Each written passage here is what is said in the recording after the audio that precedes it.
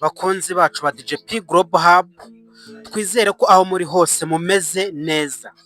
Uyu munsi hari ikibazo kiri kugenda kigaragara mu Rwanda, cyane cyane urubyiruko rukakirwamo ari benshi bitewe n'impamvu nyinshi tugiye kubona muri iyi video.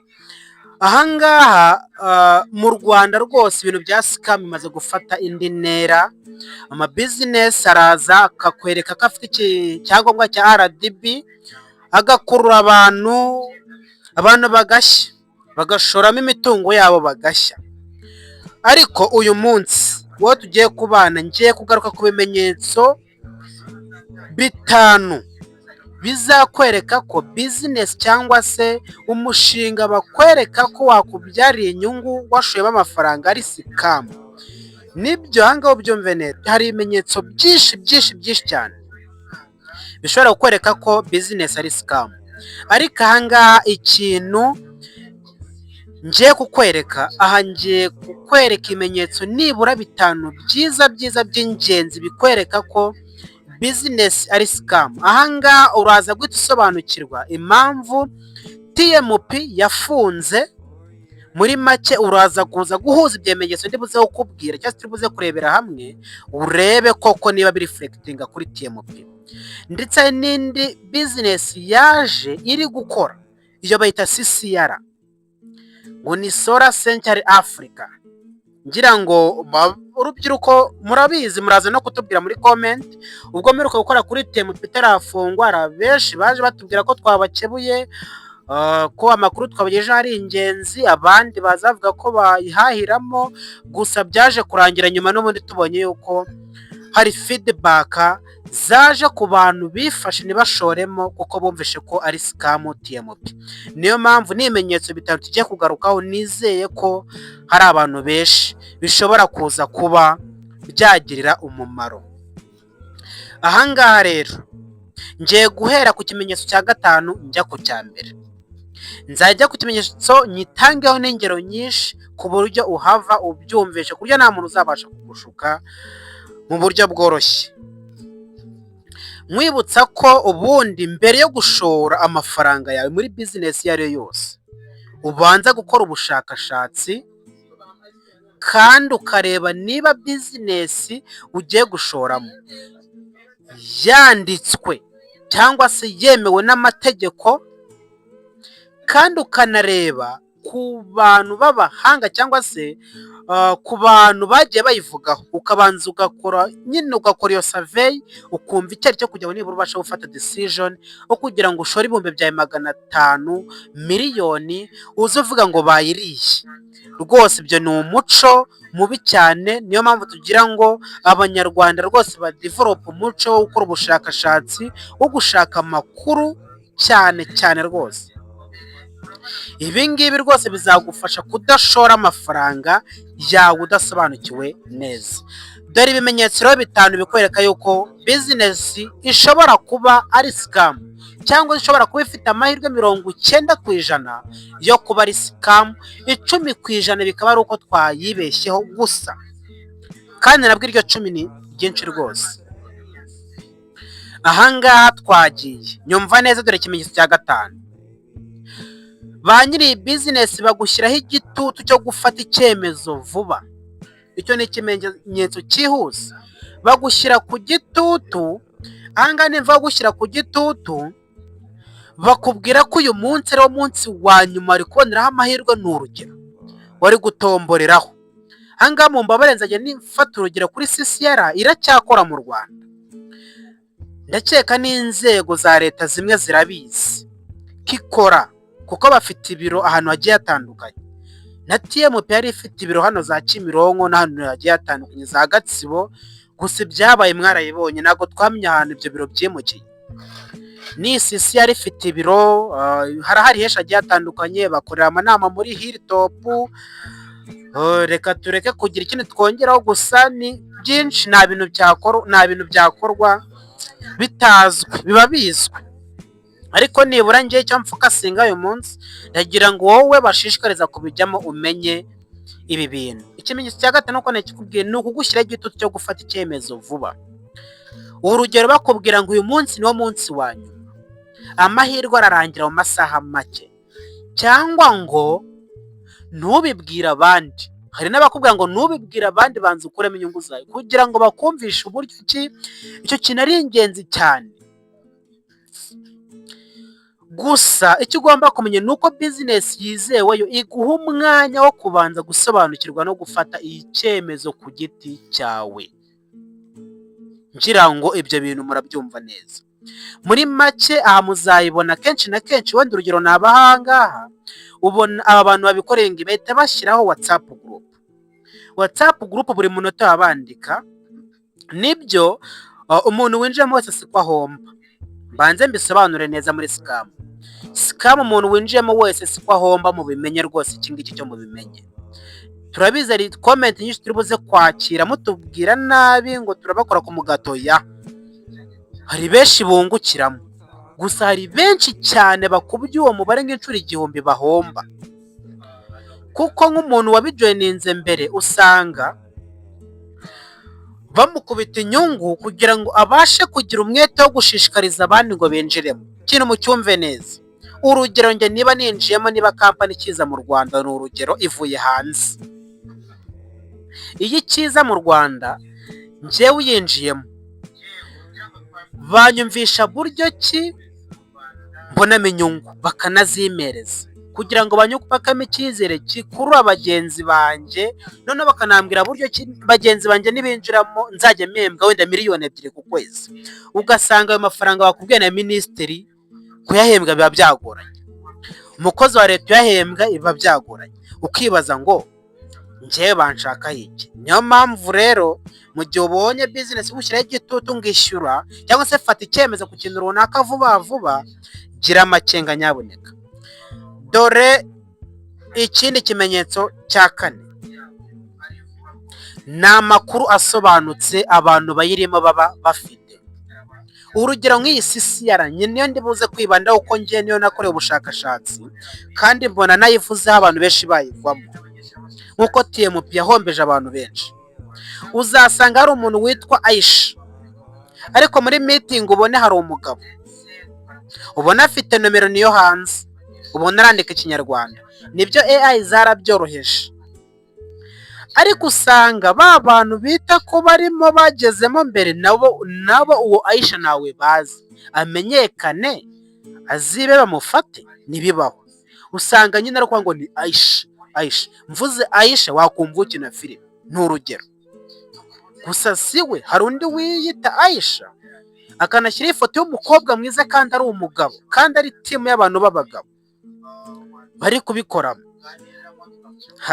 Aka kantu ko rwose ndagira ngo ibintu mubyiteho, urubyiruko ruri hanze ahangaha mubyiteho rwose. Kandi ikindi kintu hano tukiri kuri ingingo yo kuba n'amakuru afatika abantu bayirimo bafite, nuko na address ifatika ndetse na nimero zizewe, cyangwa se website, cyangwa se ibisobanuro by'uko business ikora. Kuko urugero nujya kuranga nk'iyi business nahoze nangaho urugero, nujya kuri website barakwereka ibintu. Website genda we fata telefone wandikemo Solar Central Africa, barakwereka business y'imirasire. Ariko nuza hano muri business yo ngo urashoramo amafaranga ya naya, uraza gusanga bo iyo mirasire nayo wabona. Ahubwo ikintu bakora no kugura twaduhenda abana bakanakubwira kuri gushora, uri gukodesha iyo mashini byahehe. Urayikodesha bayiguhese, nta mashini ifatika bafite, ahubwo ni icyitiriro cyo kureba ya website cyangwa se umushinga usanzwe ukora, kugira ngo bagukonfaminge kandi atari byo. Nizere ko turi kumwe. Kansome ku mazi gatoya.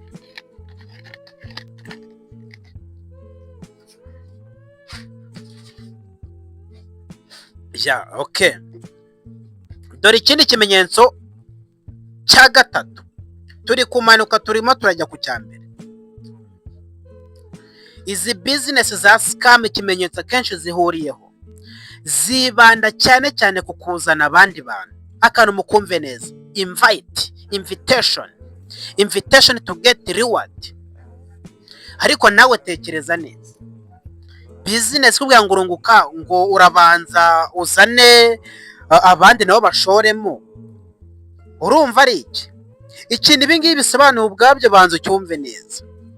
Uyu muntu ushora cyangwa se ufunguriye business ya scam, w'ikintu akora nta kindi. Ikintu akora, wafata investment ye, capital, akayishoramo agapuraninga buryo ki capital izakuzwa n'abandi bantu bazayizamo.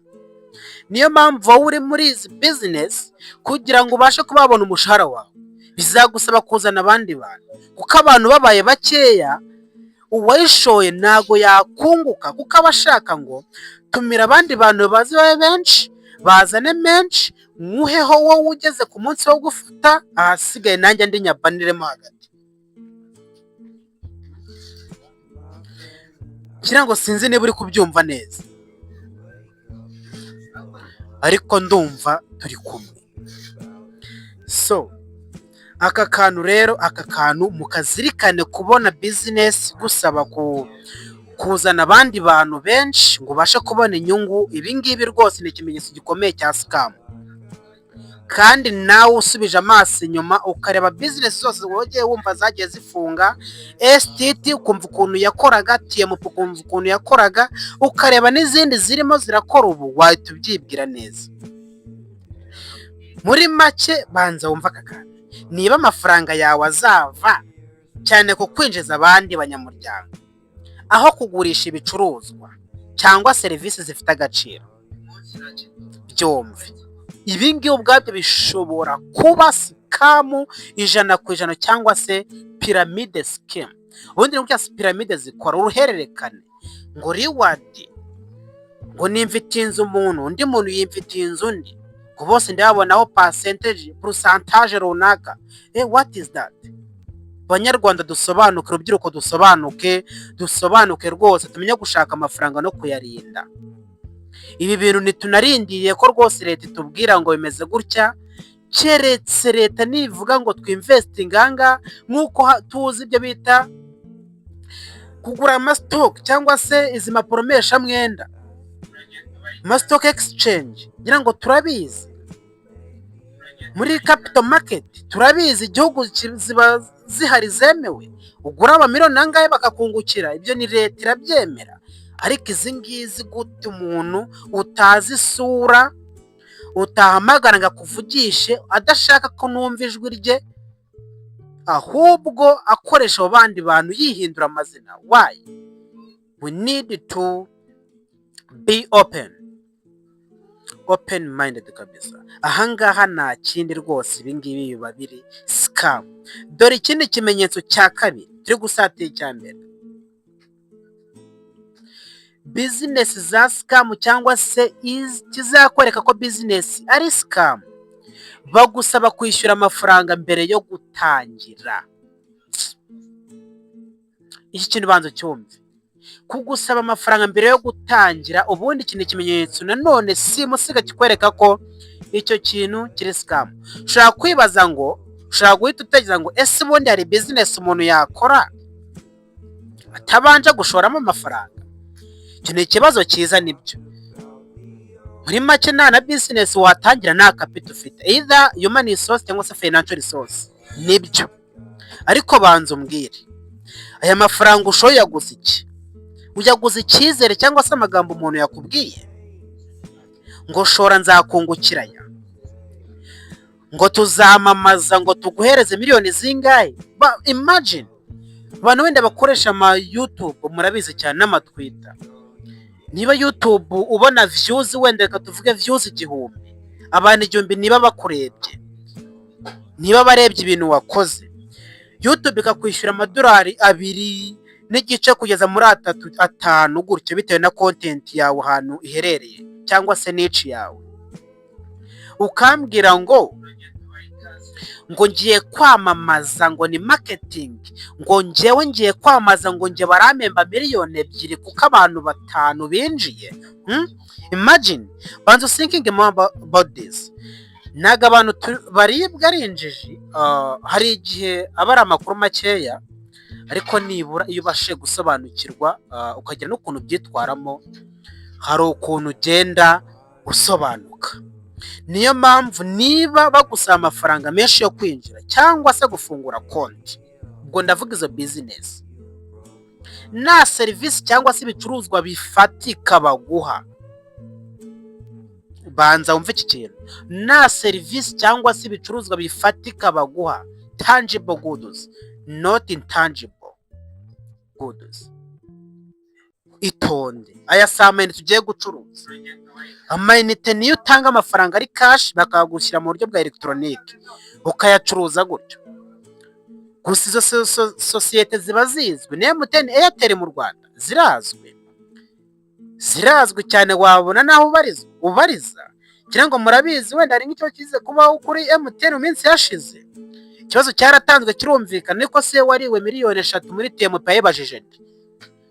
Imagine wibajije nde? Nawe. Niyo mpamvu ugomba kwitonda. Ibimenyetso maze kukubwira, ibimenyetso 4 ugomba gutekerezaho mbere yo gushora amafaranga yawe cyangwa se kwizera business mwize ngeze. Be attention please. Ikimenyetso cya mbere kibi cyane rwose, ugomba no kwitondera cyo rwose mu gihe bakivuze, ugomba no kwitondera ukahita unikangamo, guhita wibaza uti se uyu muntu ni mama, ni papa, ni igihugu cyanjye, si uyu muntu usabaye isi inyikaragiraho igiye kumindura ubuzima, ni iki ngiki rwose. Nibajya bakivuga ndetse binavugwa ko n'undi muntu ari wese wabikubwira, usibye n'izi business, kuko turabizi ukuntu tubaye abantu, turi interdependent, turakenerana, ariko nta muntu waza ngo akwizeze cyangwa se iki kimenyetso cya mbere ngiye kukubwira ngakigarukeho rwose. No mwizera nawe uzabanze nyururyamo unywa amazi, ubanze uruhuke, banze wumve ko rwose ibintu wakoze atari byo, kukwizeza inyungu zidasanzwe kandi zihuse. Banze unyumve neza iyi point, kukwizeza inyungu zidasanzwe kandi zihuse. Icyo ni ikimenyetso cya mbere simusiga, cya mbere kikwereka ko rwose business ari scam. None iyo uyihuje na byemenyetso bindi twahereyeho tuvuga, bikaba 5, ukabona business imwe irabyujuje, nushaka uzayiturekera.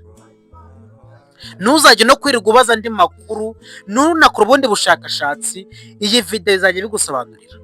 Ubu ni bwo bushakashatsi bukwereka ko rwose business ari scam, nta n'ubundi bushakashatsi ukeneye. Niba ubona ibyo bintu 5 ukabona ari business yabihuje, yabigize byose, ukabona byose irabyujuje, kuraho, iyo ni scam. Urugero bakakubwira ngo urabona amafaranga menshi mu minsi mike, nta kazi cyangwa nta kindi kintu wakoze gifatika, waye urakanda kuri click. Nibyo, urakanda kuri click uyu munsi yabone, nawe ejo bazakanda kuyabora yose. None ikintu kibi cy'ibintu rero, uranayabona ntiwabona ahantu satani aturuka ukayasubizamo. Cyangwa abantu mukina bet bo murabizi cyane, uyu munsi urya miliyoni, ejo nibakubaze n'ijana uhita usubizamo rwose. Nize scam niko zimeze, niko umuntu aremwe. Abantu bize psychology y'umuntu, bazi imitekerereze yawe, barakuzi neza ko niyo bagwa miliyoni 100 ukeneye 1000, ndavuga rwose ukeneye trillion kabisa, barabizi neza. Kandi business nyayo mu by'ukuri nishobora kwizeza inyungu zihamye cyangwa se zuzuye 100%, ariko uzabona ngo business iri kungukira 180%. Wayi washoye iki 5 ngo uratombora ngo iPhone, ngo Samsung A16, ariko icyo nabizeza cyo ngiye gukora urutonde n'uruhererekane ku biganiro mwebwe mudukurikira. Umuntu uzakora subscribe agakora no kuri notification bell, gakora ku nzogera, kazajya abona ikiganiro cyacu cya buri munsi hano. Ndabizi neza ko ntazigera shukwa, ndabizi neza, keretse umuntu utazabiha umwanya, kandi aho umwanya bidafite agaciro. Uraho umwanya ibintu byo kuza gutukana, fata ibintu by'ubumenyi hano, ntibazakurira yawe yakuvunnye, oya ntabwo ari byiza rwose. kandi n'abantu rwose. Gusa nabo ni bizinesi y'abashora, uretse ko bayishora mu buryo bwo guhombya abantu benshi. Niyo mpamvu natwe tuba tutayishyigikiye, ntabwo tuyishyigikira rwose. Niyo mpamvu nanagushishikariza wowe rwose ubona ibintu by'amasikamu, cyane cyane abantu bari hanze aha ngaha, urubyiruko rwose, abashomeri, abona ahantu yakura 5 akashaka kwirukirayo. Gusa nibura niba nkurikiranye kuva nangiye kugeza aha ngaha ngeze, wumvisha ibimenyetso nibura bigera kuri bingahe, kuri 5 bikwereka ko rwose bizinesi ari sikamu, cyangwa se rwose bizinesi inyagisha kabisa. Nizere ko twabanye kandi hari ikintu ukuyemo, ndetse unabidusabiriza muri komenti niba hari ikintu ukuyemo kabisa, kandi twanezerewe kuba turi kumwe namwe. Murakoze cyane.